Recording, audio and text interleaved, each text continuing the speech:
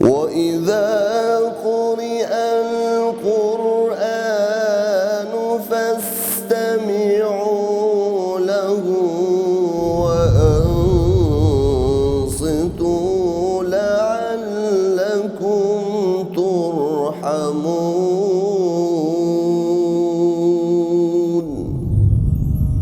Адеп башаты дини уюму тарабынан даярдалды. Окуган Абдул Малик Каары. 21 пара. أعوذ بالله من الشيطان الرجيم.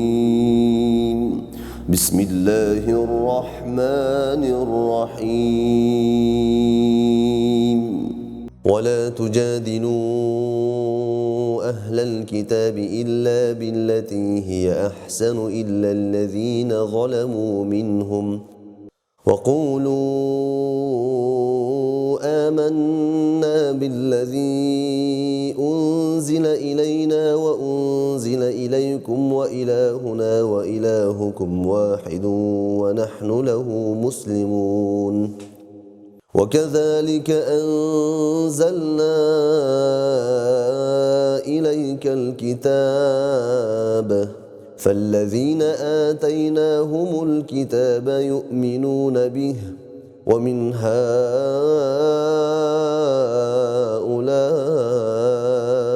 من يؤمن به وما يجحد بآياتنا إلا الكافرون. وما كنت تتلو من قبله من كتاب ولا تخطه بيمينك إذا لارتاب المبطلون. بل هو آيات بينات في صدور الذين أوتوا العلم وما يجحد بآياتنا إلا الظالمون. وقالوا لولا أنزل عليه آيات من ربه قل إنما الآيات عند الله وإنما أنا نذير مبين. أولم يكفهم أنا أنزلنا عليك الكتاب يتلى عليهم إن في ذلك لرحمة وذكرى لقوم يؤمنون. قل كفى بالله بيني وبينكم شهيدا يعلم ما في السماوات والأرض والذين آمنوا بالباطل وكفروا بالله أولئك هم الخاسرون. ويستعجلونك بالعذاب ولولا أجل مسمى لجاءهم العذاب وليأتينهم بغتة وهم لا يشعرون. يستعجلونك بالعذاب وإن جهنم لمحيطة بالكافرين يوم يغشاهم العذاب من فوقهم ومن تحت أرجلهم ويقول ذوقوا ما كنتم تعملون.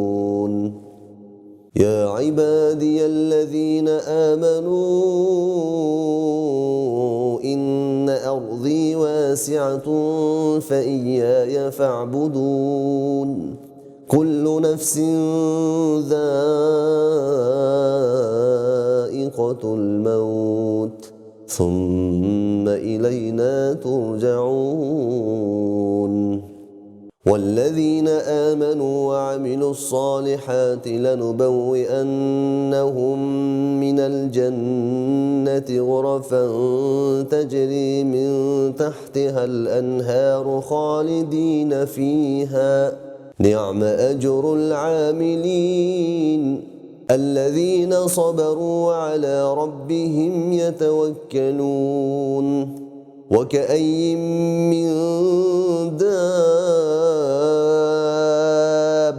لا تحمل رزقها الله يرزقها وإياكم وهو السميع العليم.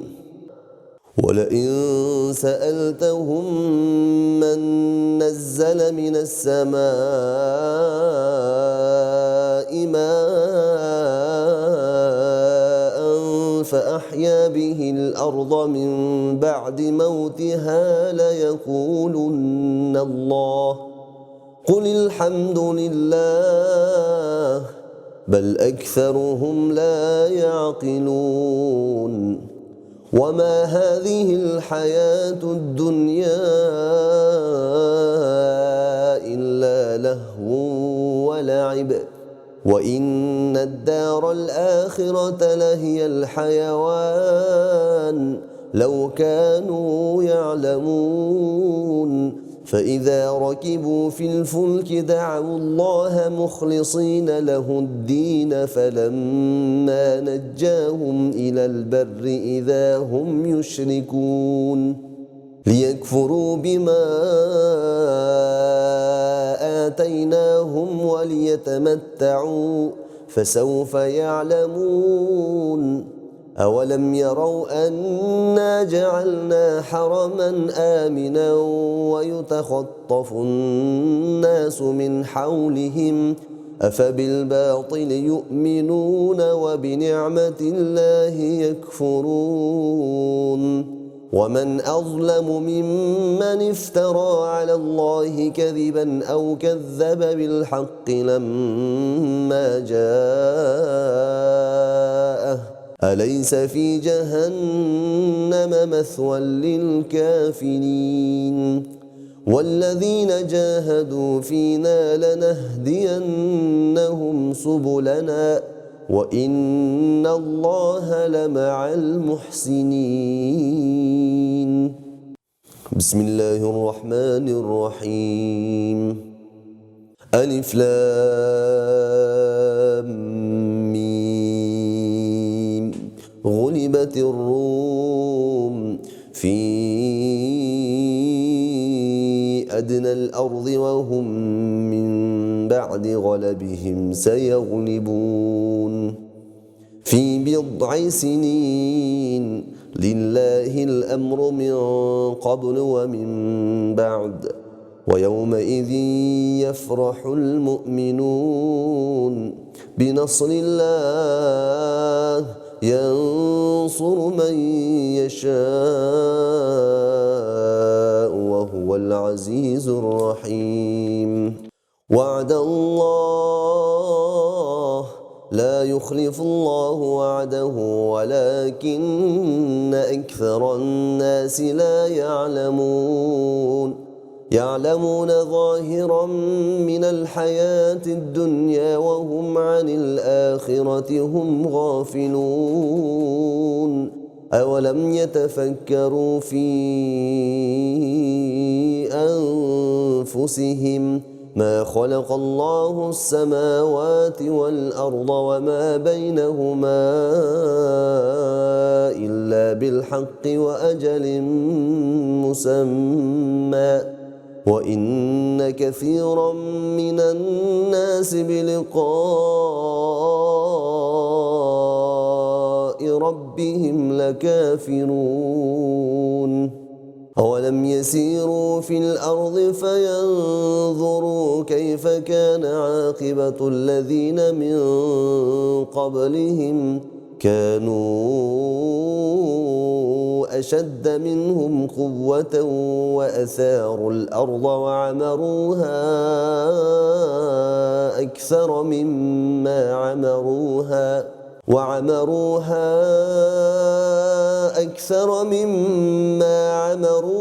وجاءتهم رسلهم بالبينات فما كان الله ليظلمهم ولكن كانوا أنفسهم يظلمون. ثم كان عاقبة الذين أساءوا السوء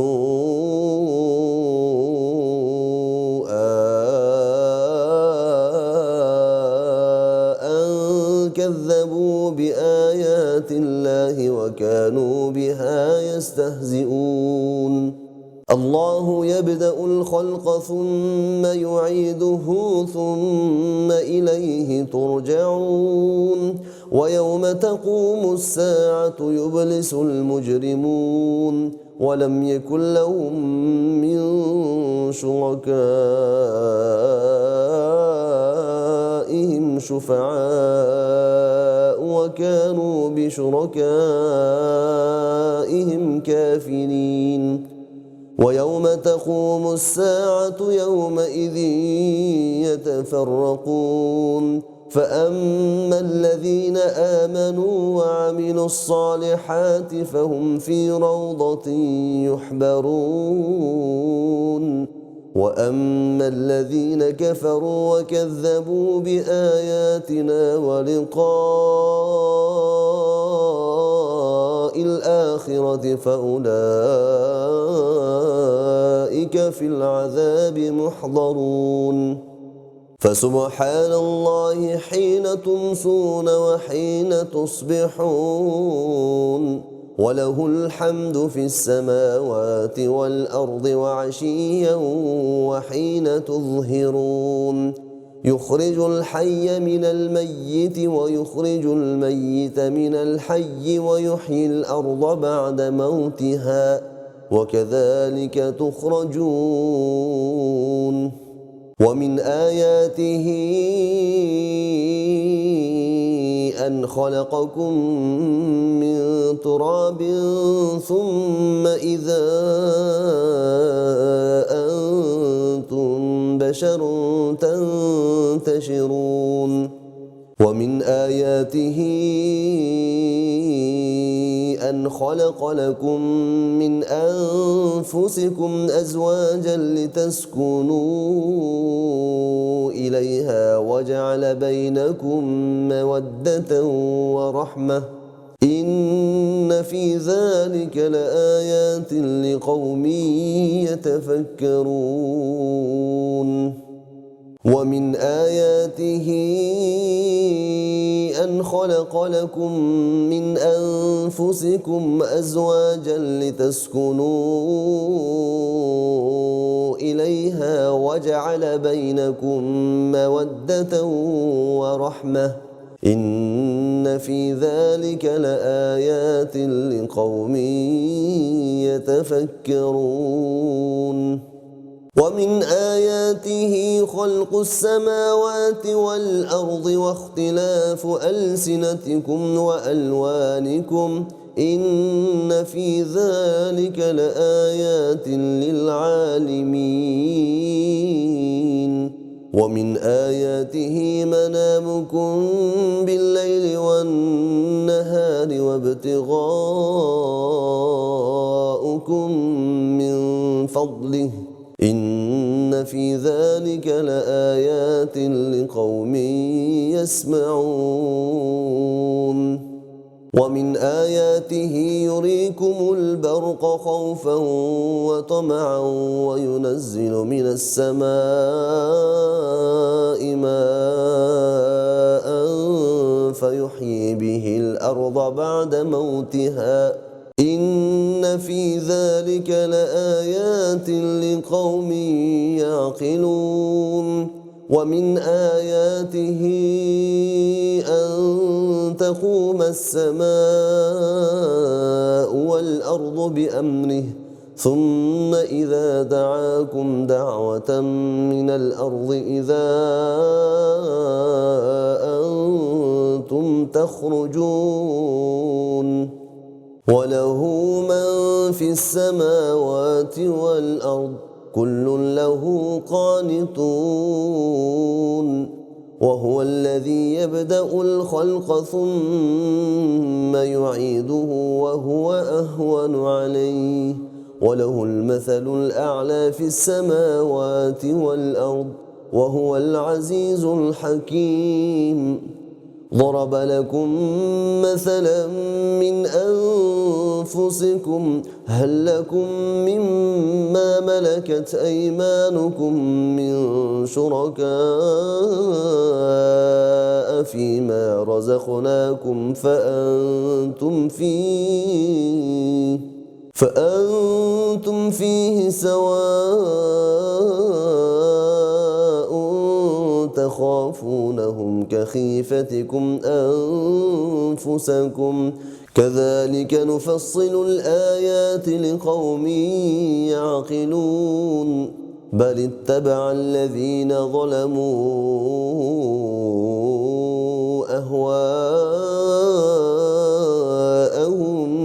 بغير علم فمن يهدي من أضل الله وما لهم من ناصرين فأقم وجهك للدين حنيفا فطرة الله التي فطر الناس عليها لا تبديل لخلق الله ذلك الدين القيم ولكن أكثر الناس لا يعلمون منيبين إليه واتقوه وأقيموا الصلاة ولا تكونوا من المشركين من الذين فرقوا دينهم وكانوا شيعا كل حزب بما لديهم فرحون وإذا مس الناس ضر دعوا ربهم منيبين إليه ثم إذا أذاقهم منه رحمة إذا فريق منهم بربهم يشركون ليكفروا بما آتيناهم فتمتعوا فسوف تعلمون أم أنزلنا عليهم سلطانا فهو يتكلم بما كانوا به يشركون وإذا أذقنا الناس رحمة فرحوا بها وإن تصبهم سيئة بما قدمت أيديهم إذا هم يقنطون أولم يروا أن الله يبسط الرزق لمن يشاء ويقدر إن في ذلك لآيات لقوم يؤمنون فآت ذا القربى حقه والمسكين وابن السبيل ذلك خير للذين يريدون وجه الله وأولئك هم المفلحون وما آتيتم من ربا ليربو في أموال الناس فلا يربو عند الله وما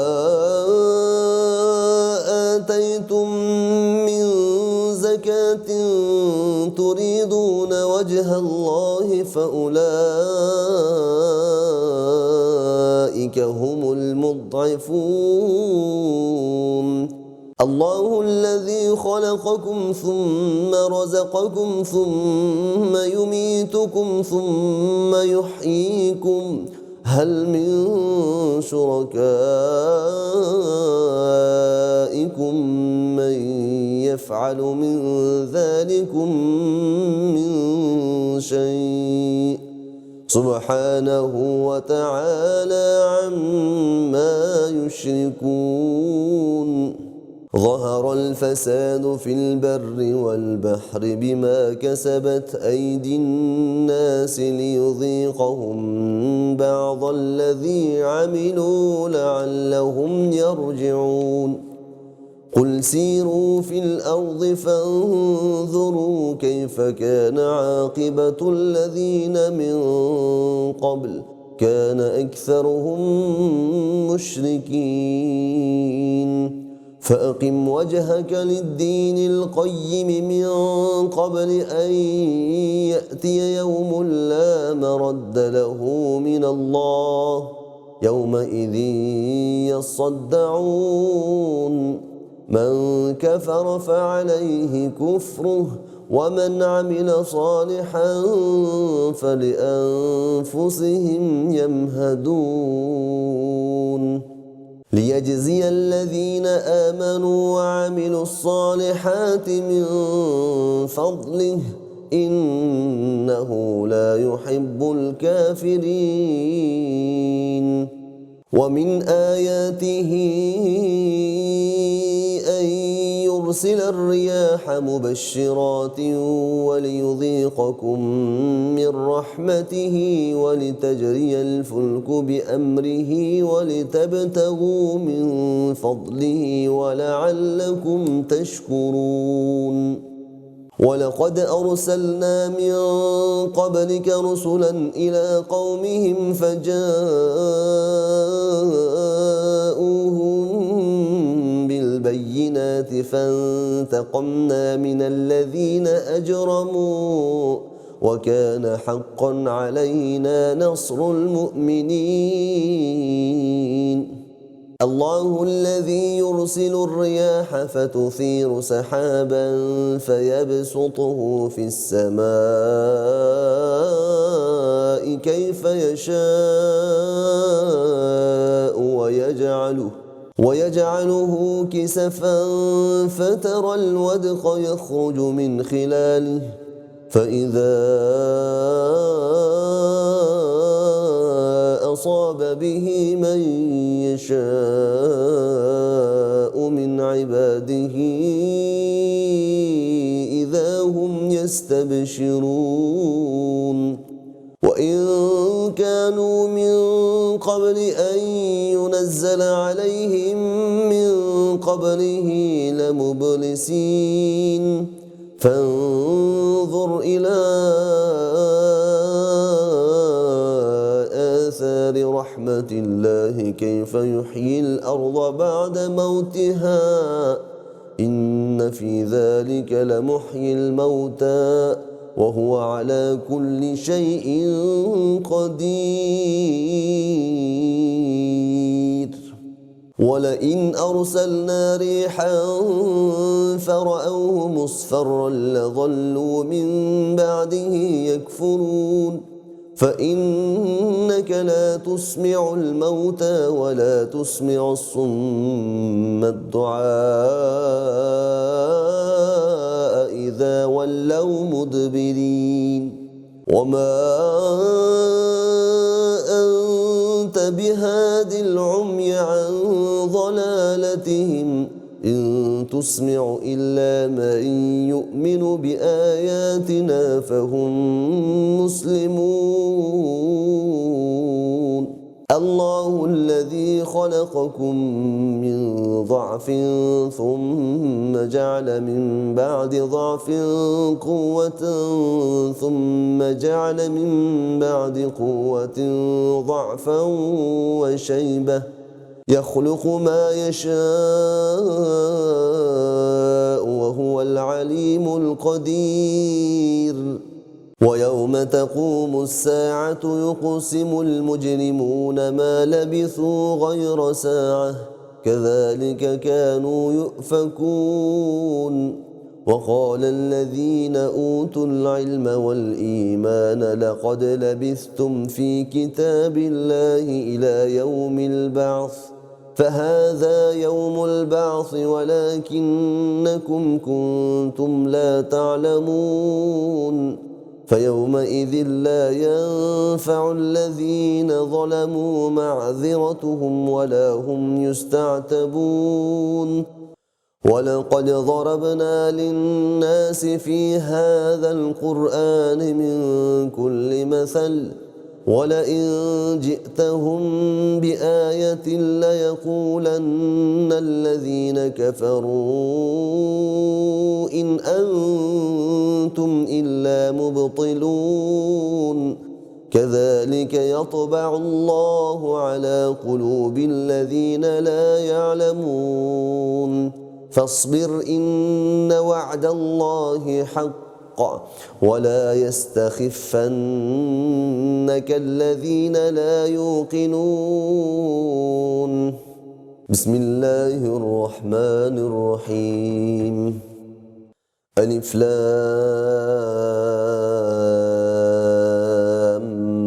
ميم. تلك آيات الكتاب الحكيم هدى ورحمة للمحسنين الذين يقيمون الصلاة ويؤتون الزكاة وهم بالآخرة هم يوقنون. أولئك على هدى من ربهم وأولئك هم المفلحون. ومن الناس من يشتري لهو الحديث ليضل عن سبيل الله بغير علم ويتخذها هزوا أولئك لهم عذاب مهين. وإذا تتلى عليه آياتنا ولى مستكبرا كأن لم يسمعها كأن في أذنيه وقرا فبشره بعذاب أليم. إن الذين آمنوا وعملوا الصالحات لهم جنات النعيم خالدين فيها وعد الله حقا وهو العزيز الحكيم. خلق السماوات بغير عمد ترونها وألقى في الأرض رواسي أن تميد بكم وبث فيها من كل دابة وأنزلنا من السماء ماء فأنبتنا فيها من كل زوج كريم. هذا خلق الله فأروني ماذا خلق الذين من دونه بل الظالمون في ضلال مبين. ولقد آتينا لقمان الحكمة أن اشكر لله ومن يشكر فإنما يشكر لنفسه ومن كفر فإن الله غني حميد.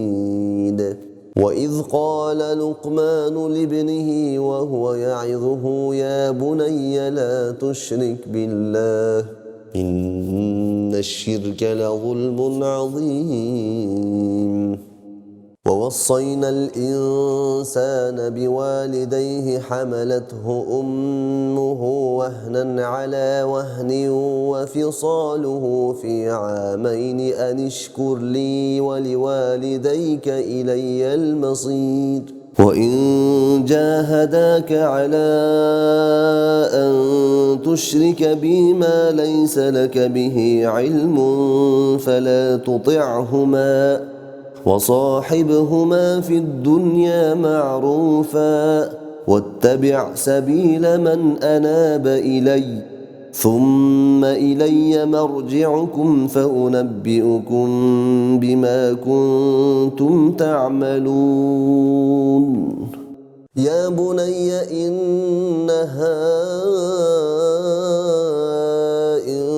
تك مثقال حبة من خردل فتكن في صخرة أو في السماوات أو في الأرض يأت بها الله إن الله لطيف خبير.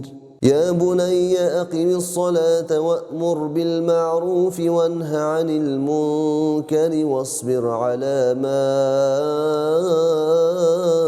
أصابك إن ذلك من عزم الأمور. ولا تصعر خدك للناس ولا تمش في الأرض مرحا إن الله لا يحب كل مختال فخور واقصد في مشيك واغضض من صوتك إن أنكر الأصوات لصوت الحمير ألم تر أن الله سخر لكم ما في السماوات وما في الأرض وأسبغ عليكم نعمه ظاهرة وباطنة ومن الناس من يجادل في الله بغير علم ولا هدى ولا كتاب منير وإذا قيل لهم اتبعوا ما أنزل الله قالوا بل نتبع ما وجدنا عليه آباءنا أولو كان الشيطان يدعوهم إلى عذاب السعير ومن يسلم وجهه إلى الله وهو محسن فقد استمسك بالعروة الوثقى وإلى الله عاقبة الأمور ومن كفر فلا يحزنك كفره إلينا مرجعهم فننبئهم بما عملوا إن الله عليم بذات الصدور نمتعهم قليلا ثم نضطرهم إلى عذاب غليظ ولئن سألتهم من خلق السماوات والأرض ليقولن الله قل الحمد لله بل أكثرهم لا يعلمون لله ما في السماوات والأرض إن الله هو الغني الحميد ولو أن ما في الأرض من شجرة أقلام والبحر يمده من بعده 7 أبحر ما نفدت كلمات الله إن الله عزيز حكيم ما خلقكم ولا بعثكم إلا كنفس واحدة إن الله سميع بصير ألم تر أن الله يولج الليل في النهار ويولج النهار في الليل وسخر الشمس والقمر كل يجري إلى أجل مسمى وأن الله بما تعملون خبير ذلك بأن الله هو الحق وأن ما يدعون من دونه الباطل وأن الله هو العلي الكبير ألم تر أن الفلك تجري في البحر بنعمة الله ليريكم من آياته إن في ذلك لآيات لكل صبار شكور وإذا غشيهم موج كالظلل دعوا الله مخلصين له الدين فلما نجاهم إلى البر فمنهم مقتصد وما يجحد بآياتنا إلا كل ختار كفور يا أيها الناس اتقوا ربكم واخشوا يوما لا يجزي والد عن ولده ولا مولود هو جاز عن والده شيئا إن وعد الله حق فلا تغرنكم الحياة الدنيا ولا يغرنكم بالله الغرور إن الله عند الساعة وينزل الغيث ويعلم ما في الأرحام وما تدري نفس ماذا تكسب غدا وما تدري نفس بأي أرض تموت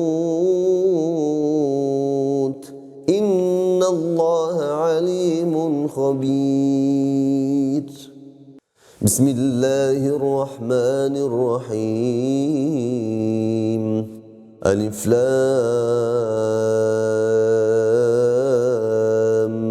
ميم. تنزيل الكتاب لا ريب فيه من رب العالمين. أم يقولون افتراه بل هو الحق من ربك لتنذر قوما ما أتاهم من نذير من قبلك لعلهم يهتدون. الله الذي خلق السماوات والأرض وما بينهما في 6 أيام ثم استوى على العرش. ما لكم من دونه من ولي ولا شفيع أفلا تتذكرون. يدبر الأمر من السماء إلى الأرض ثم يعرج إليه في يوم كان مقداره 1000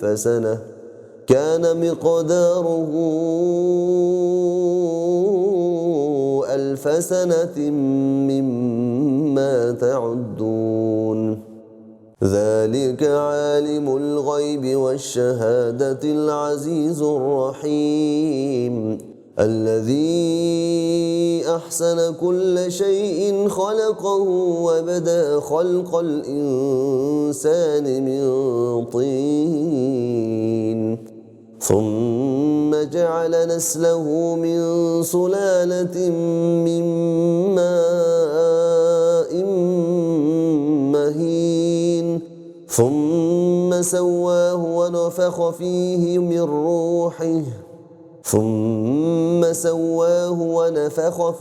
من روحه وجعل لكم السمع والأبصار والأفئدة قليلا ما تشكرون. وقالوا أإذا ضللنا في الأرض أإنا لفي خلق جديد بل هم بلقاء ربهم كافرون. قل يتوفاكم ملك الموت الذي وكل بكم ثم إلى ربكم ترجعون. ولو ترى إذ المجرمون ناكسوا رؤوسهم عند ربهم ربنا أبصرنا وسمعنا فارجعنا نعمل صالحا إنا موقنون. ولو شئنا لآتينا كل نفس هداها ولكن حق القول مني لأملأن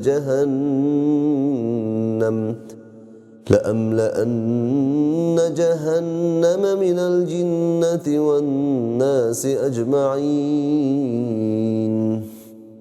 ولو شئنا لآتينا كل نفس هداها ولكن حق القول مني لأملأن جهنم من الجنة والناس أجمعين.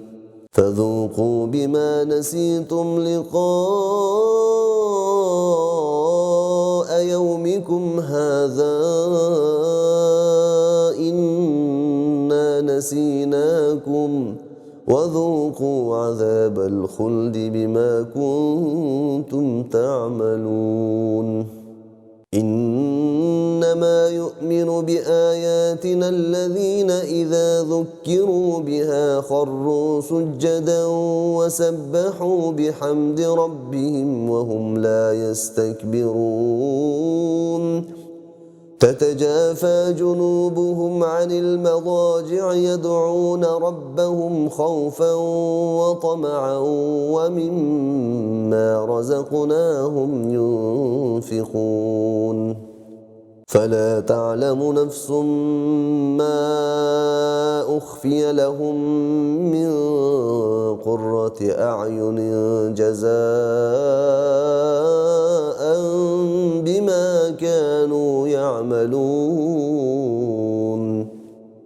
أفمن كان مؤمنا كمن كان فاسقا لا يستوون أما الذين آمنوا وعملوا الصالحات فلهم جنات المأوى نزلا بما كانوا يعملون وأما الذين فسقوا فمأواهم النار كلما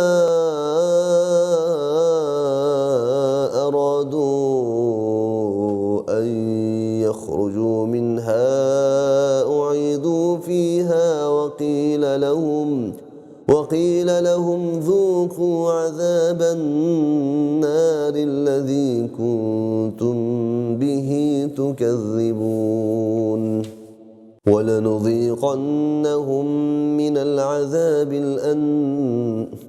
ولنذيقنهم من العذاب الأدنى دون العذاب الأكبر لعلهم يرجعون ومن أظلم ممن ذكر بآيات ربه ثم أعرض عنها إنا من المجرمين منتقمون ولقد آتينا موسى الكتاب فلا تكن في مرية من لقائه وجعلناه هدى لبني إسرائيل وجعلنا منهم أئمة يهدون بأمرنا لما صبروا وكانوا بآياتنا يوقنون إن ربك هو يفصل بينهم يوم القيامة فيما كانوا فيه يختلفون أولم يهد لهم كم أهلكنا من قبلهم من القرون يمشون في مساكنهم إن في ذلك لآيات أولم يهد لهم كم أهلكنا من قبلهم من القرون يمشون في مساكنهم إن في ذلك لآيات أفلا يسمعون أولم يروا أنا نسوق الماء إلى الأرض الجرز فنخرج به زرعا تأكل منه أنعامهم وأنفسهم أفلا يبصرون ويقولون متى هذا الفتح إن كنتم صادقين قل يوم الفتح لا ينفع الذين كفروا إيمانهم ولا هم ينظرون فأعرض عنهم وانتظر إنهم منتظرون بسم الله الرحمن الرحيم يا أيها النبي اتق الله ولا تطع الكافرين والمنافقين إن الله كان عليما حكيما واتبع ما يوحى إليك من ربك إن الله كان بما تعملون خبيرا وتوكل على الله وكفى بالله وكيلا.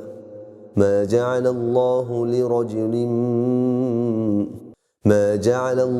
لرجل من قلبين في جوفه وما جعل أزواجكم اللائي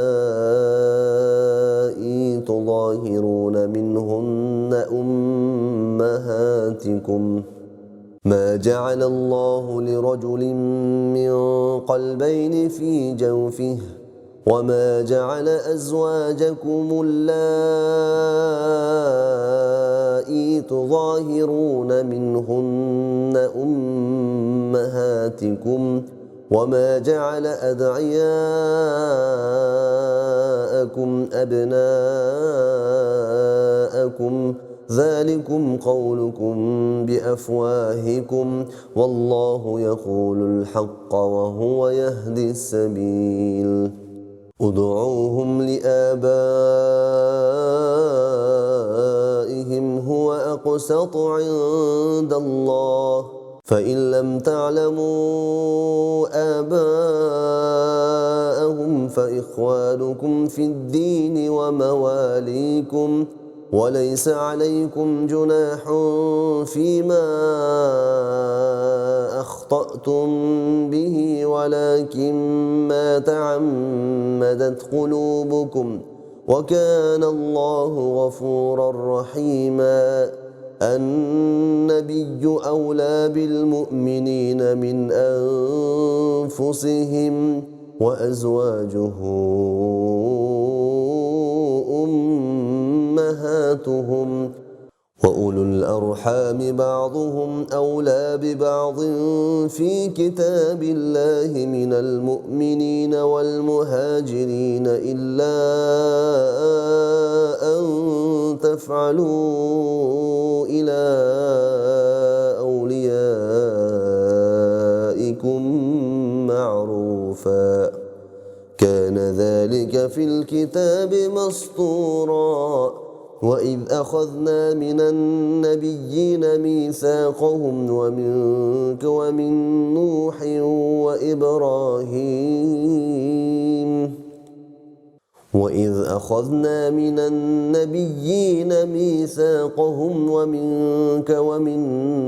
نوح وإبراهيم وموسى وعيسى بن مريم وأخذنا منهم ميثاقا غليظا ليسأل الصادقين عن صدقهم وأعد للكافرين عذابا أليما.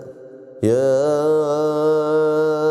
أيها الذين آمنوا اذكروا نعمة الله عليكم إذ جاءتكم جنود فأرسلنا عليهم ريحا وجنودا لم تروها وكان الله بما تعملون بصيرا. إذ جاءوكم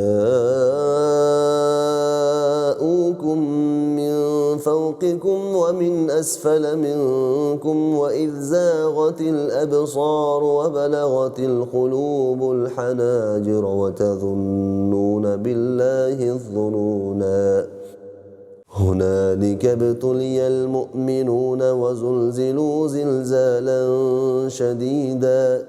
وإذ يقول المنافقون والذين في قلوبهم مرض ما وعدنا الله ورسوله إلا غرورا. وإذ قالت طائفة منهم يا أهل يثرب لا مقام لكم فارجعوا ويستأذن فريق منهم النبي يقولون إن بيوتنا عورة وما هي بعورة إن يريدون إلا فرارا ولو دخلت عليهم من أقطارها ثم سئلوا الفتنة لآتوها وما تلبثوا بها إلا يسيرا ولقد كانوا عاهدوا الله من قبل لا يولون الأدبار وكان عهد الله مسؤولا قل لن ينفعكم الفرار إن فررتم من الموت أو القتل وإذا لا تمتعون إلا قليلا قل من ذا الذي يعصمكم من الله إن أراد بكم سوءا أو أراد بكم رحمة ولا يجدون لهم من دون الله وليا ولا نصيرا قد يعلم الله المعوقين منكم والقائلين لإخوانهم هلم إلينا ولا يأتون البأس إلا قليلا أشحة عليكم فإذا جاء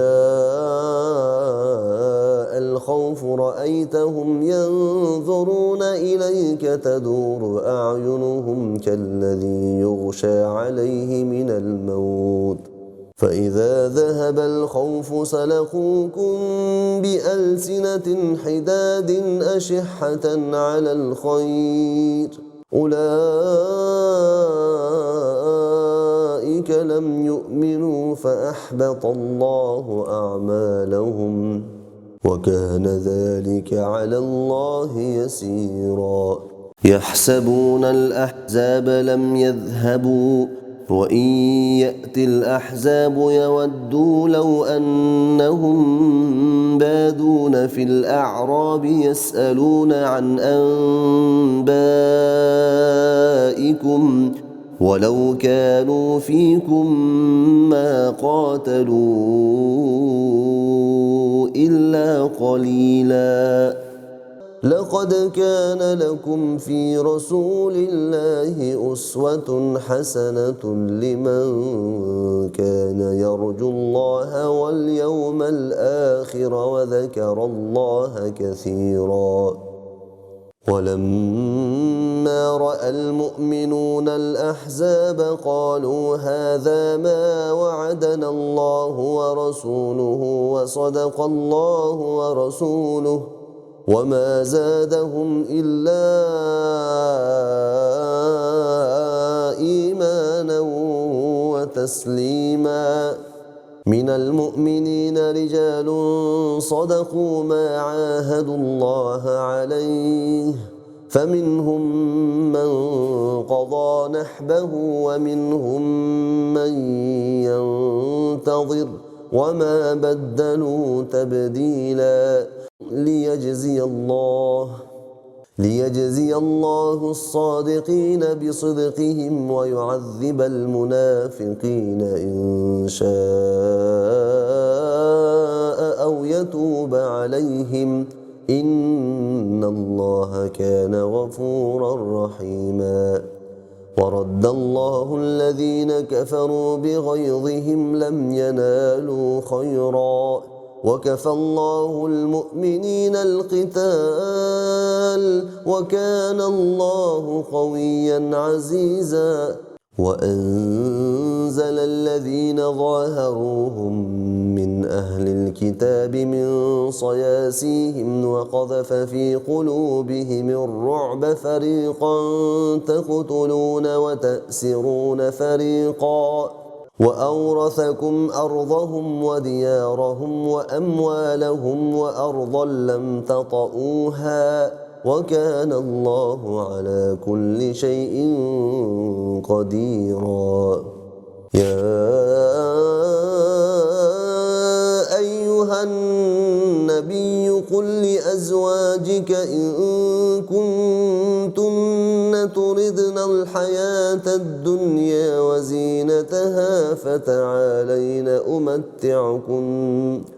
فتعالين أمتعكن وأسرحكن سراحا جميلا وإن كنتن تردن الله ورسوله والدار الآخرة فإن الله أعد للمحسنات منكن أجرا عظيما.